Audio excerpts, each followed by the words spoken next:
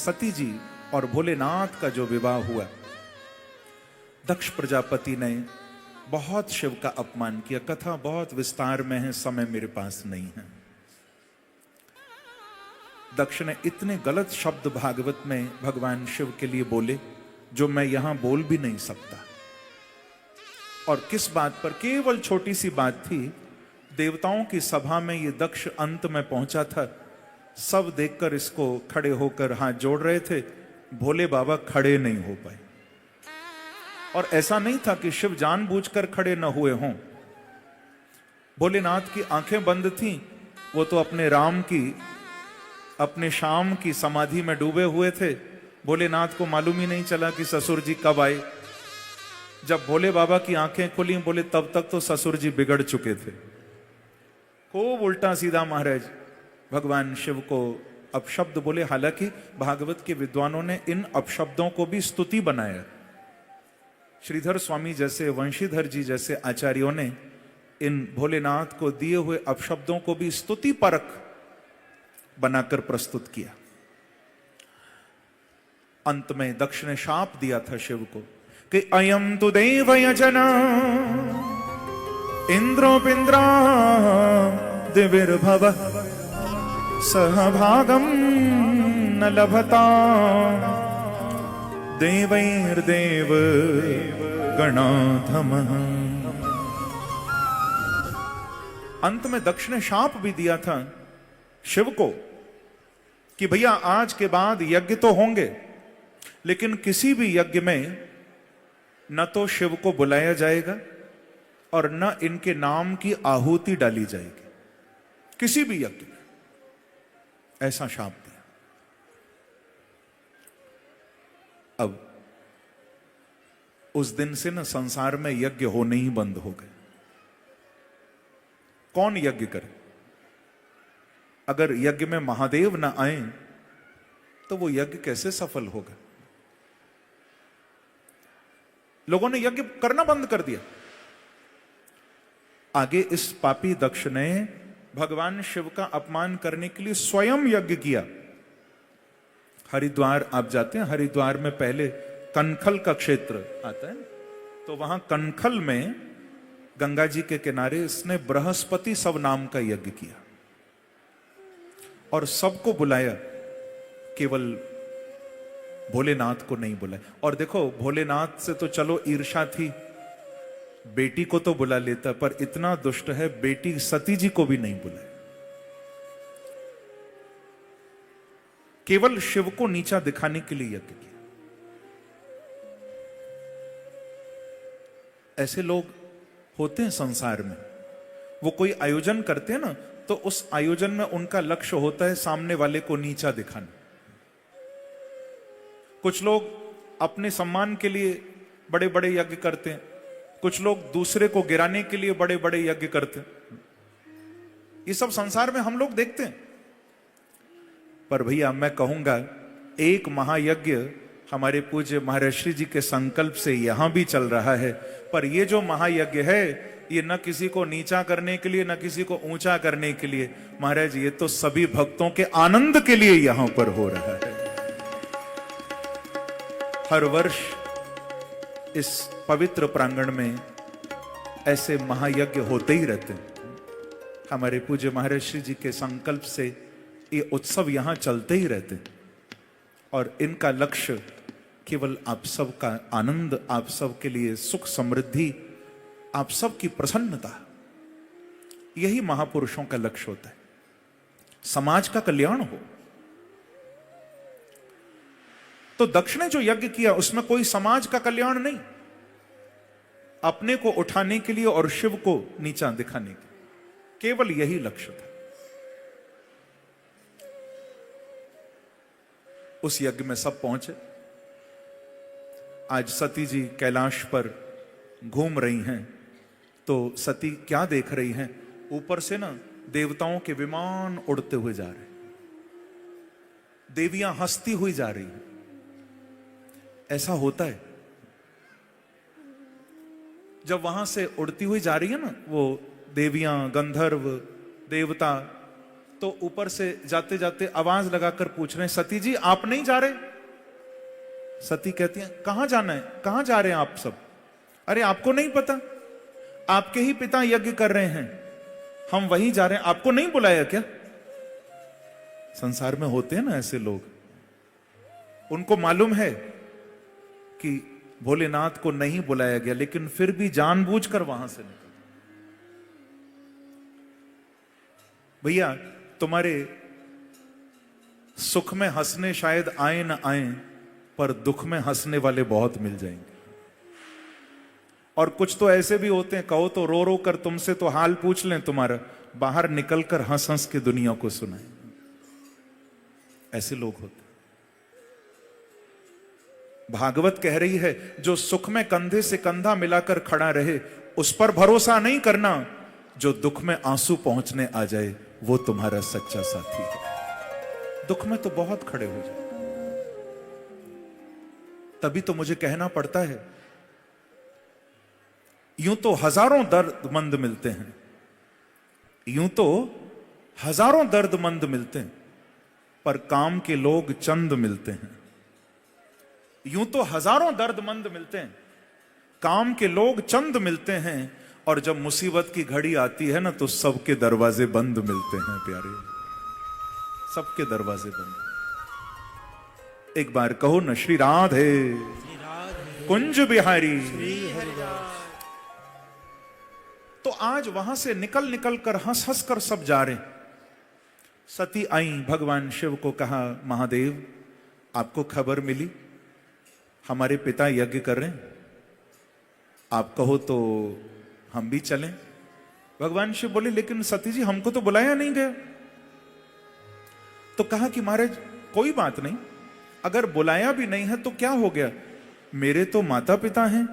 अरे माता पिता के घर जाने में क्या निमंत्रण की जरूरत पड़ती है? गुरु के द्वार जाना हो, माँ बाप के घर जाना हो, भगवान के मंदिर जाना हो, इसमें निमंत्रण की क्या जरूरत है, कभी भी जा सकते हैं।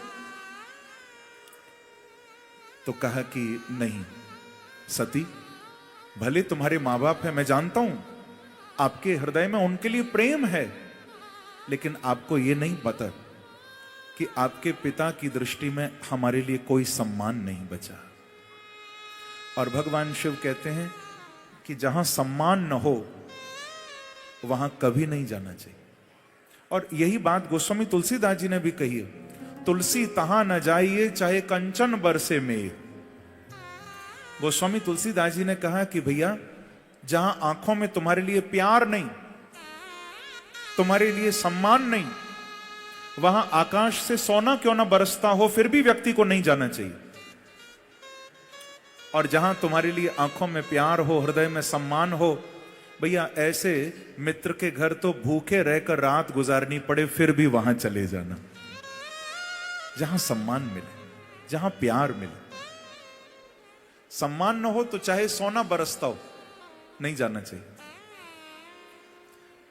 देखत ही उठ कर मिले जावत देवे रोए, तुलसी ऐसे मीत घर भूखे रहिए सोए। जिसकी आंखों में तुम्हारे लिए प्यार हो उसके घर तो भूखे रहकर सोना पड़े तो कोई बात नहीं, चले जाओगे, पर अपना स्वाभिमान मत त्यागो। भगवान शिव ने तो समझाया पर सती जी नहीं मानी। सती जी बिना भगवान शिव की आज्ञा के गई, और जो शिव ने कहा था ना वो ही हुआ। जब वहां पहुंची तो सती जी का बड़ा अपमान वहां हुआ।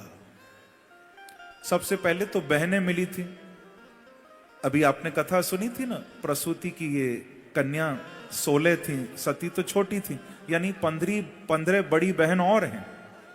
सब बहनें सामने से जा रही हैं, पर किसी ने प्यार से 2 शब्द नहीं बोले, बल्कि बहनें भी ताना मारने लगी।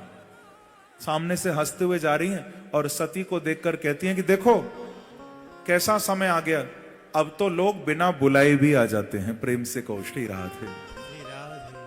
महाराज ऐसा ताना मार के जा रही। और ये बात सच्ची है बंधुओं, गोली से ज्यादा असर बोली करती है। ये शब्द के बाण अंदर तक घाव कर देते। इसीलिए संतों ने कहा कि शब्द संभाल के बोलिए, शब्द के हाथ न पाऊं, एक शब्द है औषधि, एक शब्द है घाव। शब्दों का प्रयोग बड़ा संभल कर करो। आपका एक शब्द किसी के लिए क्या पता दवा बन जाए, औषधि बन जाए, और वही बोला हुआ शब्द अगर कड़वा हो गया तो क्या पता घाव बन जाए। कुछ लोग होते हैं ना, वो कहते हैं महाराज हम तो सच बोलते हैं, किसी को बुरा लगे तो लगे, पर यह बात सही नहीं है। कुछ लोग ऐसे होते हैं, वो जानबूझकर सत्य को भी ना कड़वा बनाकर बोलते, जानबूझकर, क्योंकि कहने का तरीका होता है। आप अगर चाहो तो अच्छी से अच्छी बात को भी आप बिगाड़ कर बोल सकते, और अगर तरीका आता है तो आप गलत से गलत बात को भी बहुत अच्छी तरह बोल सकते। बोलने के तरीके पर है ना। एक भैया कहने का तरीका है, अपनी वाणी को अच्छा बनाओ, अपने शब्दों का चयन ठीक से करो, प्रयास करो मीठा बोलने का, कड़वा मत बोलो। आज सती की बहनों ने जो शब्द बोले, सती जी को चुभ गए अंदर। और देखो, बहनें तो ताना मार ही रही थी, पिता भी सामने से निकला, मुंह फेर कर चला गया। एक बार भी पिता ने यह नहीं कहा कि बेटी कोई बात नहीं, तेरे पति से मेरा बैर था पर कोई नहीं, तू आ गई, बहुत अच्छा किया। अरे ऐसा बोल देता पिता तो क्या चला जाता। एक मीठा शब्द नहीं बोला। लेकिन मां तो मां ही होती है। जब मालूम चला ना माता प्रसूति को कि मेरी बेटी आई है, भैया मां के हृदय जैसा किसी का हृदय नहीं हो सकता। माता प्रसूति तुरंत दौड़ी दौड़ी हाथ में जल का पात्र लेकर आई, मेरी बेटी चल के आई है, मेरी बेटी इतना दूर से आई है, अरे अपनी बेटी को पानी तो पिला लूं। मां पानी लेकर दौड़ी है। भैया मां तो मां ही होती। तभी तो मुझे कथा में यह बात कहनी पड़ती है, चाहे बसो पहाड़ में या जंगल या गांव, चाहे बसो पहाड़ पे या जंगल या गांव, पर मां के आंचल से अधिक कहीं न ठंडी छांव प्यारे। जो ठंडक, जो शीतलता मां के चरणों में है, वो शीतलता कहीं नहीं मिलेगी। मां तो मां होती। प्रसूति पानी लेकर आई। तुलसीदास जी ने भी ये लीला मानस में गाई कि केवल अगर प्यार से कोई मिला था तो मां ही मिली थी। केवल एक मां ही प्यार से मिली, बाकी और किसी ने आदर नहीं दिया।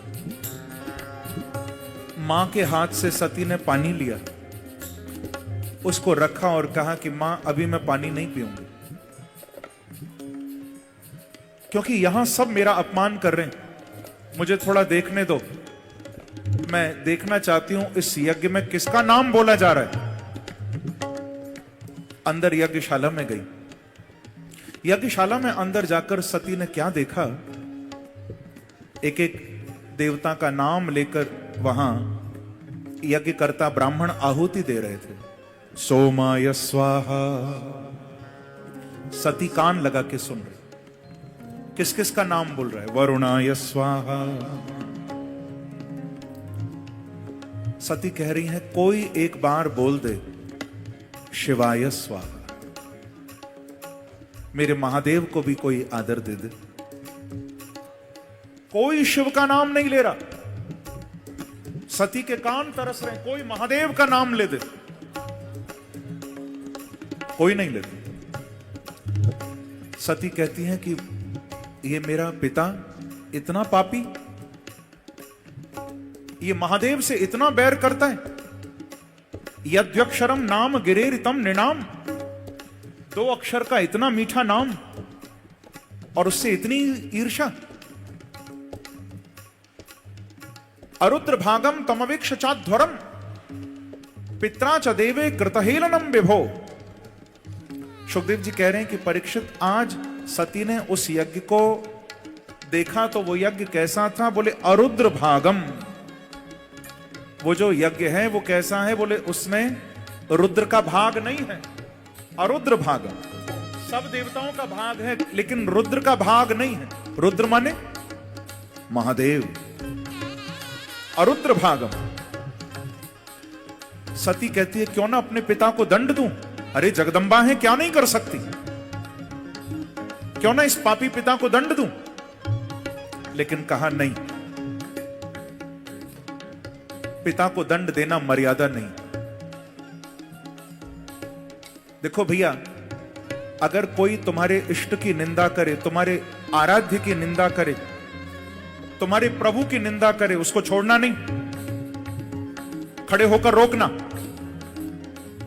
और अगर रोकने की हिम्मत ना हो तो कान तो बंद करना, कम से कम सुनना नहीं। तुम्हारे गुरु की, तुम्हारे इष्ट की, तुम्हारे आराध्य की कोई निंदा करे, या तो उसको रोको, ना रोक सको तो कान बंद जरूर करो। अपने प्रभु की निंदा मत सुनो। अगर रोक सको तो रोको, नहीं तो वहां से चले जाओ। नहीं तो गोवध का अपराध लगता है। होत पाप गोघात समान। सती बोली अब मैं इनको तो दंड नहीं दे सकती क्योंकि मेरे पिता हैं, लेकिन ऐसे पापी पिता के शरीर से ये शरीर आया है तो इस शरीर को तो दंड दे सकती। और उसी समय सती जी के शरीर से, लोग कहते हैं क्रोधाग्नि, क्रोधाग्नि नहीं थी, क्रोध की नहीं, सती जी के शरीर से योगाग्नि प्रकट हुई। अस कहीं जोगाग्नि तनुजारा भयो सकल मख हाहाकारा। सती के शरीर से योगाग्नि प्रकट हुई। उस योग अग्नि में शरीर जलकर भस्म हो। चारों ओर हाहाकार मच गए। देवता देवियां सब भागने लगे महाराज। अरे भैया भागो भागो, सती जल गई, सती जल गई।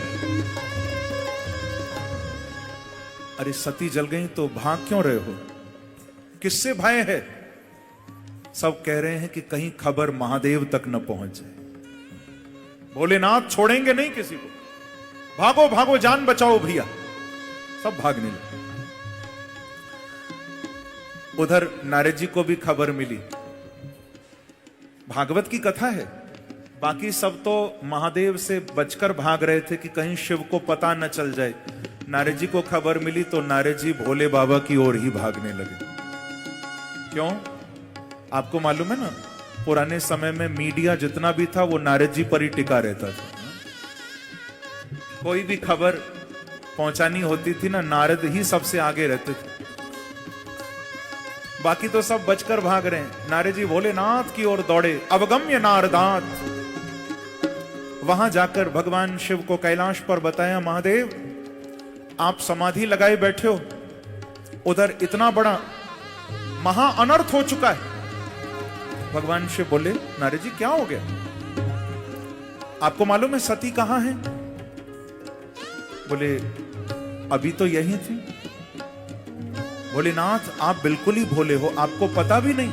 वो अपने पिता के यज्ञ को देखने पहुंच गई और वहां जाकर जब आपका अपमान उन्होंने देखा तो सती जी जलकर भस्म हो गई। जो ये सुना, भगवान शिव के अधर ऐसे फड़कने लगे। नारद बोले कि महादेव अब आप शांत नहीं रहना। ये देवता इतना बिगड़ गए हैं, आपका इतना अपमान किया, अब आपको क्रोध करना पड़ेगा। नारद जी ने थोड़ा आवेश दिला दिया और भोलेनाथ ने क्रोध में भरकर अपनी जटाओं को पकड़ लिया।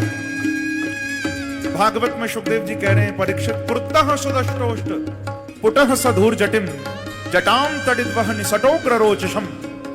अपनी जटाओं को पकड़कर एक शिला पर धड़ाम से पटका। जहां पर जटाओं को पटका ना, उस शिला के अंदर से वीरभद्र नाम का गण प्रकट हो गया। वीरभद्र को कहा, वीरभद्र जाओ, जाकर इस दक्ष के यज्ञ का विध्वंस करो, इसको छोड़ना नहीं, इसने मेरी प्राणप्रिया सती को जलाया। वीरभद्र शिव गणों को साथ लेकर चल दिए, जाकर सबसे पहले यज्ञ मंडप का द्वार तोड़ दिया, जितने भी देवी देवताओं के स्थान बने थे बैठने के सब तोड़ दिए। चारों तरफ महाराज एकदम आतंक ही आतंक, सब जान बचा के भागने लगे। और देखो, जिसने शिव का अपमान किया था ना, उनको यहां दंड भी दिया। आप भागवत पढ़िए कभी, जब भोले बाबा का अपमान हो रहा था ना, तो भृगु जी ऐसे अपनी दाढ़ी पर हाथ फिरा रहे थे, मतलब आनंद ले रहे थे। कई बार ऐसा होता है ना, हम कहते हैं कि महाराज हमने कुछ गलती की थोड़ी, अरे हम वहां खड़े ही तो थे। अरे भैया, अगर वहां कुछ गलत हो रहा था और तुम रोक नहीं रहे थे, खड़े थे, इसका मतलब है तुम मजा ले रहे थे। और मौनम स्वीकृति लक्षणम, अगर चुपचाप खड़े हो, मानो उस अपराध में तुम भी सम्मिलित हो गए। तो शिव का हो रहा है अपमान और भृगु जी ऐसे हंसकर दाढ़ी पर हाथ फिरा रहे हैं। तो जब वीरभद्र आए ना, भृगु जी को पकड़ा और महाराज भ्रगोर लुलुंचे सदसी, दाढ़ी पकड़कर दाढ़ी ही उखाड़ ली इनकी। यानी जिसने जिस अंग से, एक पूषा नाम के देवता जब शिव का अपमान हो रहा था वो हंस रहे थे, तो वीरभद्र ने एक मुक्का ऐसा मारा, महाराज सारे दांत बाहर आ गए। यानी जिसने जिस अंग से शिव का अपमान किया, उसके उस अंग को दंड मिला। अंत में वीरभद्र देख रहे हैं कि ये दक्ष भाग रहा है। वीरभद्र ने दौड़कर भागते हुए दक्ष प्रजापति को पकड़ा, और देखो अग्नि कुंड में अभी भी अग्नि जल रही। वीरभद्र ने दक्ष को पकड़कर तलवार से मस्तक धड़ से अलग किया, और वो मस्तक लेकर यज्ञ कुंड में भोलेनाथ के नाम की आहुति डाल दी। ओम नमः शिवाय स्वाहा। बोलो शंकर भगवान की, नमः पार्वती पतये, हर हर महादेव। महाराज ये यज्ञ तो विध्वंस हो गया। याद रखना, जो यज्ञ प्रभु के अपमान के लिए हो वो कभी सफल नहीं होता। यज्ञ तो वही सफल होता है जो ठाकुर की प्रसन्नता के लिए हो। भगवान शिव की प्रार्थना सभी ने की थी, और भगवान शिव सबके स्तुति वंदन से प्रसन्न। भागवत में आप पढ़ोगे, इतनी लंबी स्तुति सबने भोलेनाथ की गाई है। महादेव प्रसन्न हुए, त्रिशूल को भेजा, और त्रिशूल सेवक को भेजकर बकरे का मस्तक मंगवाए, और वो बकरे का मस्तक ससुर जी के धड़ पर लगाया और दक्ष को जीवन दान दे दिया। बोलो शंकर भगवान की जय। अब यहां पर एक प्रश्न खड़ा होता है, किसी ने भोले बाबा को कहा कि महादेव, ससुर जी को जब क्षमा ही कर दिया था, जीवन दान ही दे दिया था, अरे तो कम से कम शेर का सिर तो देते, बकरे का सिर ससुर जी को क्यों दिया? किसी ने पूछा। तो भगवान भोलेनाथ कहते हैं, भैया आप नहीं जानते, अगर शेर जैसे होते तो शेर का मुख देता, ये ससुर जी थे ही बकरे जैसे। आप जानते हो ना, बकरा सुबह से शाम तक मैं करता है। तो भोलेनाथ कहते हैं, हमारे ससुर जी भी सुबह से शाम तक मैं करने वाले थे, तो फिर इसीलिए बकरे का मस्तक ही देना था इनको।